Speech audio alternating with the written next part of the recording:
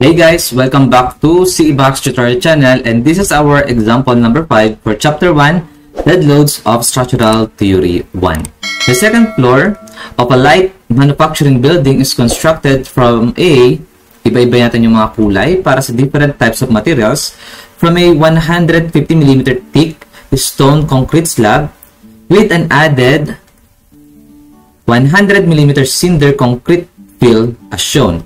Ayan. So the suspended ceiling of the first floor consists of metal lat and gypsum plaster. Determine the dead load for design in kilonewtons per square meter of the floor area. So isa-isay natin ha. So nakalagay naman sa figure So ito yung ating 100 mm cinder fill. Then this is our 150 mm concrete slab. So ito na yung pinaka-slab natin. Ngayon, ba't kasi naging ganyan? So drawing lang natin. Paano kaya? Siguro lagyan yan muna dito. Yan. So let's say this is our second floor. Then this is our ground floor. Tapos ito yung sabihin natin roof beam. RB level. Then, ito yung ating mga poste or column. Tapos, nakabaon yung pundasyon.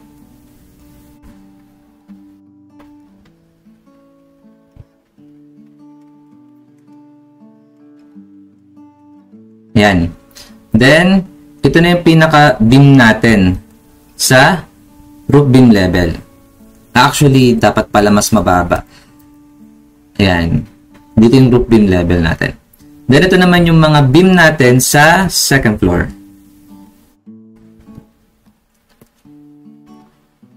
So, sa building design kasi, or sa, sa National Building Code of the Philippines, or NBSP, National Building Code, NBCP, meron tinatawag na ceiling height and floor-to-floor level. So, ito yung floor-to-floor level natin. Let's say 3,000 or 3,000 millimeters. Then, ito, let's say 2.7 millimeters or 2.7 meters. 3 meters naman to. So, ito yung floor-to-floor level. Then, kung napapansin nyo, ito yung ating biga or beam. Then, meron tayo syempre dito yung flooring natin. Yan yung flooring. Then, from the flooring and beam, doon natin i-install yung ceiling natin. Doon natin ikakabit. So, let's say, gumamit sila nung metal lat. Yan. Tapos, ito na yung ceiling natin. Ito, nag-install din tayo dito sa flooring. Tapos, nag-install din tayo dun sa mga biga. Ayan. Then, ito na yung ating ceiling. So, yun yung ceiling height or clear height natin. Siguro, dito na lang. Ayan. Yun yung tinatawag natin na clear height. Para sa, or ceiling height na lang. Clear height pala is ito para sa poste, no? Sige, anyway. This is ceiling height. Ito naman yung ceiling height natin. Kaya, kung napapansin sa drawing natin dito, ito yung mismong slab. Tapos, nagbaba pa tayo. Nag-install tayo nung para sa ceiling. And combination siya ng metal lat and gypsum plaster. So, possible ito yung ating gypsum plaster. Ayan. Then, ito yung ating metal lat. So, isa-isa natin yung mga materials nila. Siguro ito, pilitan na lang natin. Kasi di na kasya.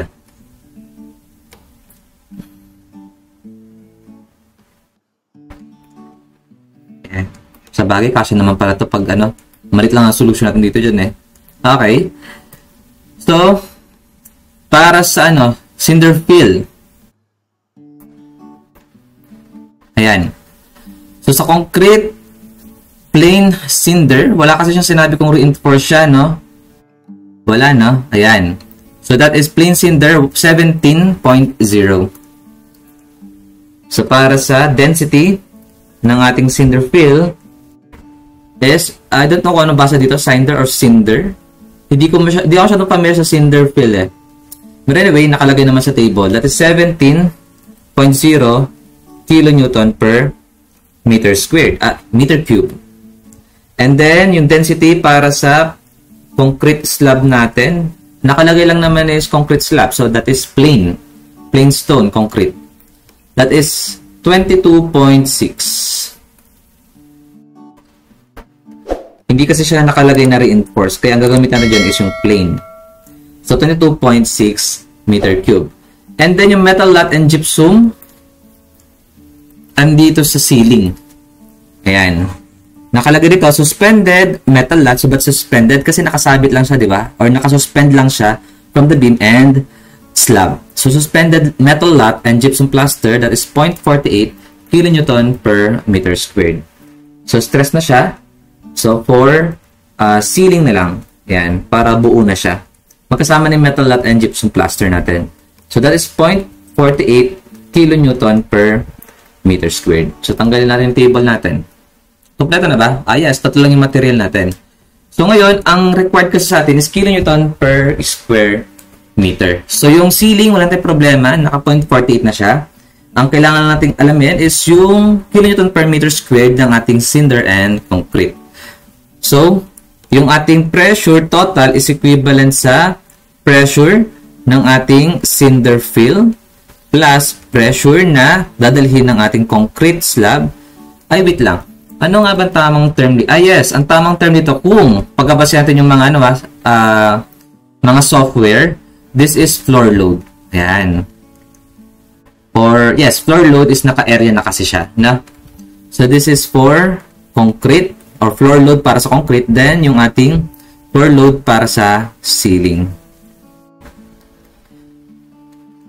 So, this is 17.0 kilonewton per meter cube. So, naka-ano yan eh. Diba naka 3D? Ayan. Or naka-volume per meter cube kasi siya. So, para ma-distribute natin siya sa area na to, which is what? Sa length and then sa width, kailangan natin i-multiply yung ating density sa kanyang thickness. So, multiplied by 0.10 meters, then plus 22.6 kilonewton per meter cube, multiplied by thickness din para sa ating concrete, which is equivalent sa 0.50 meter, then plus 0.48 kilonewton per meter squared. So, this is our total floor load. 17 multiplied by 0.10 plus 22.6 multiplied by 0.15 plus 0.48. So, 5.57 kilonewton per meter squared. Ayan. Floor load. Yung dadalhin ng ating slab. Okay? So, kung ano na, kung siguro magpa-design sa inyo yung mga barkada nyo, di ba? Or kaya magpa-requirements yung professor nyo. Yan, ganyan lang siya. No? Kumbaga, ilalagay lang natin kasi yung mga required na dadalhin nung kada floor. So, kung papapansin nyo rito, ang possible kasi dito na meron na dadalhin na dead load ng ating slab is number 1, yung mismong slab, di ba? Yung bigat niya, yung concrete slab. Then yun nga, yung ceiling, yung different types of ceiling or kung ano pa yung mga install dyan. Siyempre, mag-alagay tayo dyan ng live load, which is our second topic dito sa ating, sa kasunod ng dead load is yung ating live load. Ano pa ba may pwedeng dalhin dito? Kung sakali man yung live load, iba-iba yan. Pag-usapan natin kapag tapos na tayo sa ating dead load. Then, ano pa ba? Yes, of course, yung mga partition walls, no? Mga partition walls. So, yan. So, lahat yan transfer natin dito sa second floor. Doon naman sa roof beam level kasi, syempre, yung bigat niya, no? Pero dito sinasama sa dead load yun eh. Kasi, di ba discuss ko doon sa introduction, meron tinatawag na self weight. So, yung mismong bigat ng biga is sinasama natin sa self weight. Tapos, yung slab kasi, hindi kasi natin nilalagay sa staan. Hindi kasi natin nilalagay sa staan yung mismong slab. Wala lang siya. Blanco siya. Then, ang gagawin natin is, kukunin natin yung dead load mula sa slab, then ipapasa papunta dito sa ating structure or frames.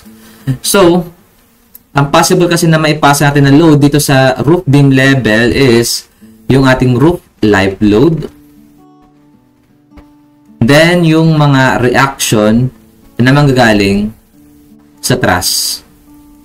Na kung saan yung reaction or yung effect ng effects ng mga loadings, yung reaction is nanggaling sa mga effects ng mga loadings natin. So, saan galing yun? Dun sa roofing. Ayan. Which is, sa roofing, ipapasa ng loadings dito papunta sa roofing yun eh. At yung mga loadings na yun is yung wind load. Meron rin tayong roof live load. No, ito. Yan siya. Okay. So, ganyan lang yung pag-transfer ng mga dead load natin. So, medyo simple pa talaga actually. Kung napansin nyo, di ba? Sa example number 1, 2, 3, 4, 5 natin, ang simple-simple lang natin na kino-compute yung mga loadings natin under sa dead load.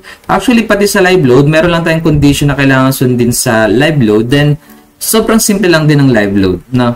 Ang medyo mahirap is yung wind load. But don't worry, pag-uusapan natin isa-isa yan kapag nakaready na kami ng mga templates. So, okay na tayo sa dead load. Then, next, live load. Then, next, yung ating tributary loadings. Then, katapos nun is yung wind load. Yan. So, I hope na marami kayo natutunan dito sa ating chapter 1 na topic na dead load. So, if you enjoyed and learned from this video tutorial, don't forget to subscribe and hit the bell icon for notifications and updates on our YouTube channel. So, thank you for watching. God bless everyone. Bye-bye.